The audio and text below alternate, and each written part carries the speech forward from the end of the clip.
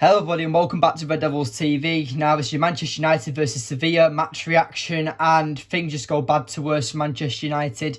We give up a 2-0 victory and key players get injured. Martinez, I don't know what to say about this one. This one looks bad. This looks like he's out for the rest of the season. If it is his Achilles, then this is serious. Rafael Varane also going down, getting subbed off at half-time. Another worrying injury. Marcus Rashford being out for a possible 3 to 5 weeks. Luke Shaw also being out. We've got key players out. And now Bruno Fernandes is suspended for the next leg against Sevilla. It's going to be a tough one against the next game in Sevilla, but we just need to discuss about what went wrong in this game. Because the first half, it looks like we could have won 3 or 4-0. Sabitzer absolutely on fire. Martial looked very dangerous, even though he didn't have a shot on target.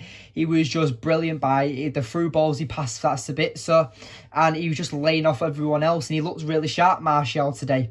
But like I said in my preview, Martial will probably not play 90 minutes for the rest of the season due to how frail he actually has been recently. And maybe the substitutions cost us today. Bringing on them 3 substitutions is probably what has cost us. Bringing on Weghorst, Eriksen and Alanga. Ten Hag got it wrong. But I think that's what we've got to say. I was hoping it would pay off. But the way that it just escalated was awful. And the second goal for Sevilla was going to come. It's bad defended by Malaysia for the first goal. And the second goal, it was just an unlucky deflection from Harry Maguire. I don't care if people call Harry Maguire shit. I don't care if people call Harry Maguire good. Maguire played well tonight, in my opinion. He didn't really have to do too much. But it was an unlucky deflection. And it's just flattened the entire mood of this evening. But I was saying to my granddad downstairs that whoever scores the next goal is going to be key for the rest of the match. If United scored that third goal, especially the third goal where it should have been Wout Weghorst, who should have passed to an open Alanga, who would have scored a tap-in. But then what does he do? He passes it backwards to Malaysia, who has probably never shot a ball on target in his life. It just completely fluffs it. It was terrible. And if you're a striker, Weghorst, I get you try to lay off one of your teammates, but first of all, it was the wrong layoff and it should have been to an Alanga. And second of all, if you're a confident striker, you turn around and you shoot that ball, whether it's on target or you just miss the target or you score from it. A confident striker needs to score that goal or create a goal from it, because that was a guaranteed goal in my opinion. And Weghorst just does what Weghorst does and completely fluffs it. Weghorst talks about hoping to stay at Manchester United, and because it's been a dream for him to play at a top level club. But he's not doing himself any favours. If he wants to stay at this football club, then he needs to start performing, because otherwise he's not going to get that permanent deal, because that's just the way it's going to happen. I do want to talk about some positives though. First of all, Casemiro doesn't get suspended, and it's his first game back. Played really well, looked sharp, and I'm happy to see that he's back, because it's been key that we've missed him, especially through that ridiculous suspension that he had during the Premier League. But it's just, I'm trying to find the positives. Martial played well. Antony played well, especially against Acuna. That was a very entertaining battle, let's say.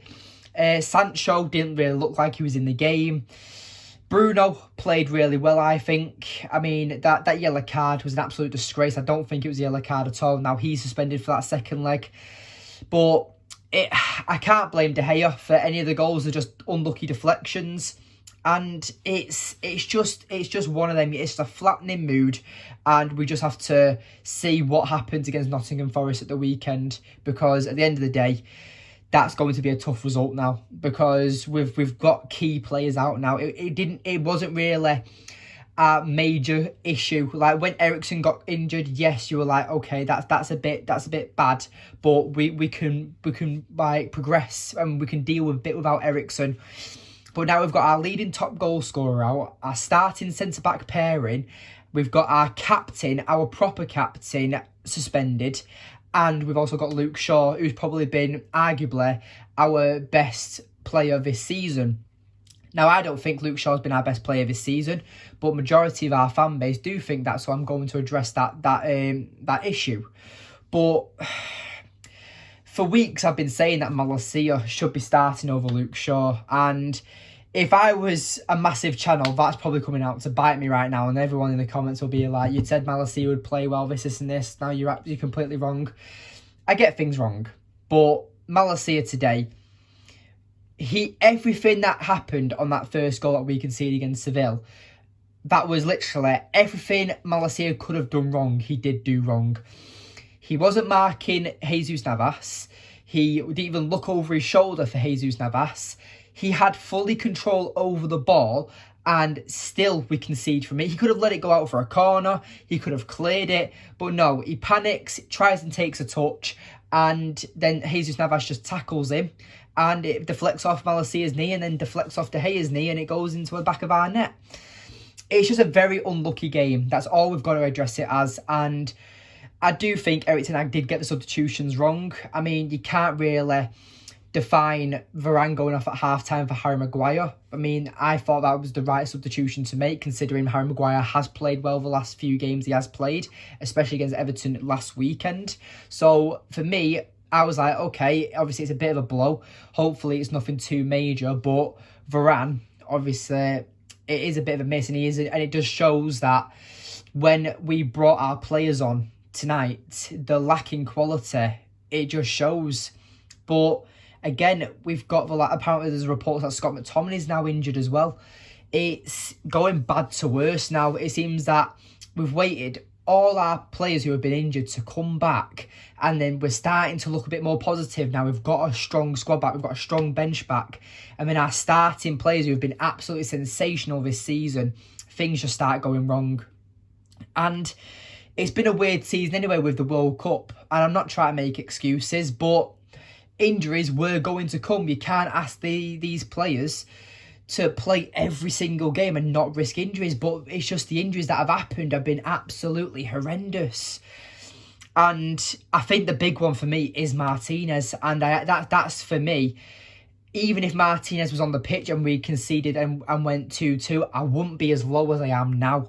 And it's just, like I said, it's gone from bad to worse, and there's nothing else we can do. I just pray that Erik ten Hag has got a backup plan for the weekend and the second leg against Seville, because the way it's looking, Seville are now got the upper hand. We're in their backyard. Today was the game where United should have won 3 or 4-0 and completely put the game to bed, and then maybe lose 1 or 2-0 at Spain and still progress forward. But the injuries and now the game's equal, it's going to be a real ask for these players, and I just look forward. I don't really look forward to what's going to happen, but only time will tell. But yeah, thank you for watching today. I'm lost for words. I really don't know what to say at this point. But yeah, it's disappointing is all I've got to say. But yeah, thank you for watching today's video. Please remember to like, subscribe, comment and share. We're on the road to 700 subscribers as always. So please keep subscribing, keep sharing the videos. Please keep leaving your comments. I love hearing everyone's opinion in the comments. So yes, thank you for watching, and I'll see you in the next one. Goodbye.